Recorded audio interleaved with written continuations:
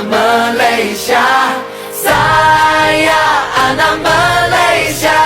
Saya anak Malaysia. Assalamualaikum warahmatullahi wabarakatuh. Kumpulan 4 akan membentangkan tajuk keprihatinan insan sejahtera dalam krisis kemanusiaan. Di sini saya akan menerangkan mengenai pengenalan keprihatinan insan sejahtera dalam krisis kemanusiaan. Setelah membuat rujukan, insan bermaksud makhluk yang dicipta oleh Tuhan yang tidak terlepas dari melakukan kesilapan ataupun dikenali sebagai manusia, manakala sejahtera pula terlepas dari bencana. Seterusnya, krisis kemanusiaan ialah suatu keadaan darurat atau kekacauan hidup yang dialami umat manusia secara universal. Contohnya, krisis bekalan air, wabak penyakit, bencana alam dan pelarian. Insan sejahtera dikait rapat dengan krisis kemanusiaan. Konsep insan sejahtera pula merangkumi 4 aspek utama, iaitu jasmani, emosi, rohani dan intelek. Kajian ini dilakukan bagi mencapai beberapa objektif, iaitu menghuraikan konsep insan sejahtera, mengenal pasti jenis-jenis krisis kemanusiaan yang telah berlaku, menganalisis tahap keprihatinan mahasiswa-mahasiswi USIM dan orang awam terhadap konsep insan sejahtera dalam krisis kemanusiaan, iaitu wabak, air, pelarian dan bencana alam. Seterusnya, saya akan membincangkan tentang skop kajian. Kajian ini hanya memfokuskan kepada keprihatinan insan sejahtera dalam krisis kemanusiaan, iaitu krisis air, wabak, bencana alam dan pelarian. Kaedah kuantitatif digunakan di dalam kajian ini untuk pengumpulan data. Kajian ini melibatkan 34 orang responden dalam kalangan mahasiswa dan mahasiswi USIM dan orang awam. Seterusnya, suratan literatur. Suratan literatur ini melibatkan proses membaca dan mengambil nota daripada kajian lepas yang berkaitan dengan kajian yang dijalankan. Ia menjadi panduan asas yang menunjukkan jalan kepada kami tentang apa yang ingin kami kaji. Hasil daripada sorotan kajian lepas ini, kami dapat mengenal pasti pengetahuan yang membawa kami kepada pemasalahan kajian. Sorotan literatur ini membantu memberi idea baru kepada kami tentang apa yang ingin kami kaji. Bagi fungsi sorotan literatur, ia meningkatkan pemahaman penyelidik tentang teori-teori terkini dalam bidang dan masalah yang dikaji. Pemahaman teori memberi perspektif terhadap penyelidikan yang dilakukan. Sorotan literatur membantu menjelaskan latar belakang masalah yang dikaji. Pekaji akan mengetahui di mana dan bagaimana ingin memulakan kajian. Seterusnya akan membantu dalam menyempurnakan kajian. Sebagai contoh, kajian yang kami jalankan adalah tentang keprihatinan insan sejahtera dalam krisis kemanusiaan, iaitu wabak, air, pelarian dan bencana alam. Perbincangan sorotan literatur kami mengupas dan membincangkan secara konsep tentang insan sejahtera dan krisis kemanusiaan secara landasan teori sahaja.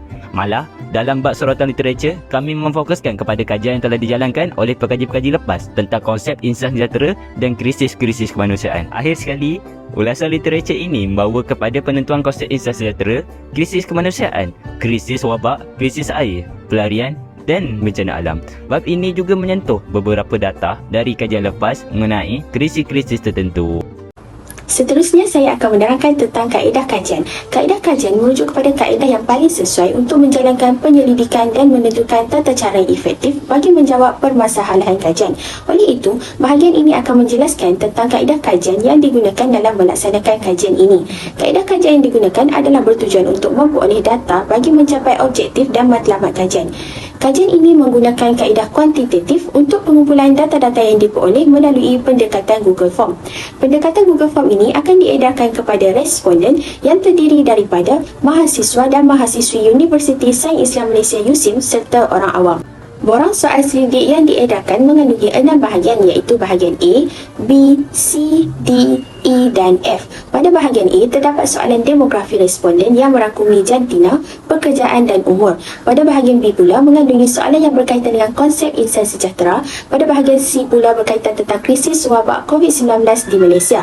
Pada bahagian D pula mengandungi soalan yang berkaitan dengan krisis air, manakala pada bahagian E, soalan yang dikemukakan pula tentang krisis bencana alam. Akhir sekali, pada bahagian F pula berkaitan tentang krisis pelarian. Kita masuk pada bahagian yang keempat berkaitan dengan perbincangan kajian. Bahagian Bahagian A terdiri daripada demografi responden iaitu jantina, pekerjaan umur. Antara soalan yang berada di bahagian A ialah sejauh manakah pandangan anda berkenaan falsafah pendidikan kebangsaan Malaysia merupakan teras yang mendasari sistem pendidikan Malaysia?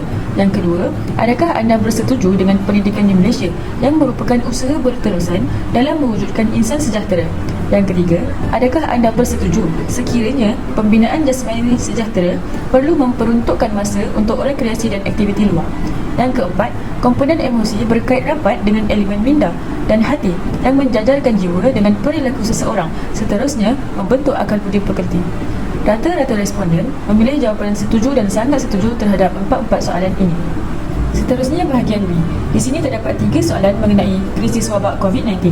Yang pertama, individu yang suka menyendiri biasanya lebih mudah untuk mengesan kewujudan simptom-simptom penyakit dalam diri sendiri. Kebanyakan responden memilih setuju dan sangat setuju. Sebahagian lain memilih tidak pasti dan selebihnya tidak setuju dan sangat tidak setuju. Soalan kedua ialah pesakit yang disahkan positif virus COVID-19 akan digeruni oleh orang lain kerana cetusan emosi yang amat bimbang akan tersebarnya jangkitan yang berbahaya. Seterusnya, kenaikan jumlah jangkitan COVID-19 meletuskan pelbagai perubahan emosi, minda dan tingkah laku dalam kalangan individu. Kedua-dua soalan ini, responden memilih sangat setuju dan setuju. Seterusnya kita beralih di bahagian C, iaitu mengenai krisis air. Di sini terdapat 4 soalan. Yang pertama ialah implikasi utama krisis air ini pertamanya menyebabkan sumber air semula jadi tercemar dan bekalan air bersih menjadi semakin berkurang. Yang kedua, krisis kekurangan air mengakibatkan kepupusan flora dan fauna. Yang ketiga, kejayaan untuk membekalkan air melalui saluran baik dalam tempoh catuan bergantung kepada kuantiti yang mampu dibekalkan ke kawasan tersebut. Yang terakhir, di kawasan tertentu tangki-tangki air statik disediakan untuk membantu pengguna-pengguna yang menghadapi masalah. Keempat-empat soalan ini, rata-rata responden memilih jawapan sangat setuju dan setuju. Seterusnya bahagian D. Di sini terdapat 2 soalan. Yang pertama, di Malaysia, isu bencana alam seperti tanah runtuh adalah tidak asing lagi. Yang kedua, apabila berlaku sesuatu bencana alam, berat dari aspek mental, fizikal dan juga kewangan terhadap masyarakat. Kedua-dua soalan ini, rata-rata responden memilih jawapan sangat setuju dan juga setuju. Seterusnya bahagian E. Bahagian terakhir mengenai krisis pelarian Rohingya. Di sini terdapat 2 soalan. Yang pertama ialah pelarian Rohingya ke Malaysia perlu mendapat perhatian ramai, terutama pihak berwajib. Yang kedua, walaupun Malaysia tidak mengiktiraf golongan pelarian, namun melalui agensi-agensi tertentu, nasib golongan ini turut mendapat perhatian demi menjaga kesejahteraan masyarakat setempat. Kedua-dua soalan ini, rata-rata responden memilih jawapan sangat setuju dan juga setuju. Rumusan kajian. Berdasarkan kajian yang dibuat oleh kumpulan kami, di sini kami ingin merumuskan kajian ini merupakan penyelidikan yang membincangkan konsep insan sejahtera dan jenis krisis kemanusiaan. Melalui objektif kajian, kami mengkaji untuk mengenal pasti krisis yang terjadi di negara dan mengurai permasalahan yang ada. Kajian ini memberikan signifikasi penting dalam memahami dan meningkatkan kesedaran terhadap isu-isu kemanusiaan.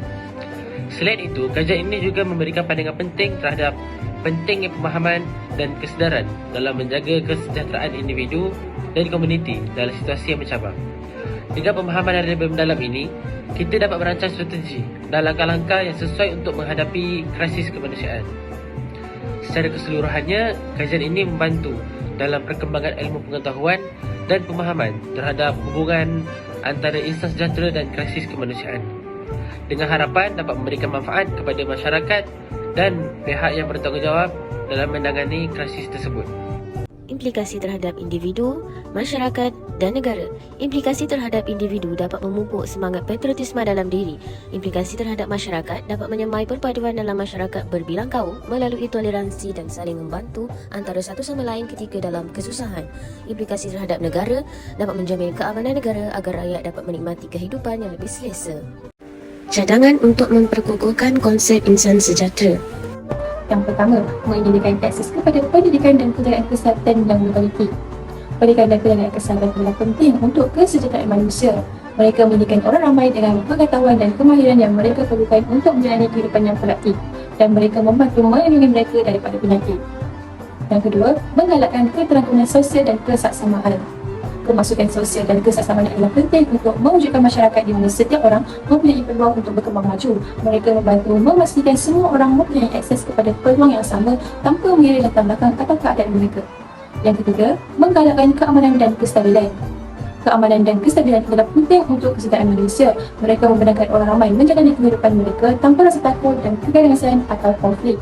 Mereka juga membantu mewujudkan dunia yang lebih makmur dan saksama. Seterusnya, cadangan untuk usaha-usaha yang boleh dilakukan untuk menangani krisis kemanusiaan. Yang pertama, sistem amaran awal. Sistem amaran awal boleh membantu mengenal pasti potensi krisis kemanusiaan dan mengambil langkah untuk mengelaknya daripada berlaku. Yang kedua, persediaan bencana. Persediaan bencana boleh membantu mengurangkan kesan bencana alam. Ini termasuk langkah-langkah seperti membina suku selamat, membangunkan pelan pemindahan dan menyimpan stok makanan dan air. Yang ketiga, penyelesaian konflik. Penyelesaian konflik boleh membantu mencegah atau menamatkan konflik yang boleh membantu mencegah krisis kemanusiaan.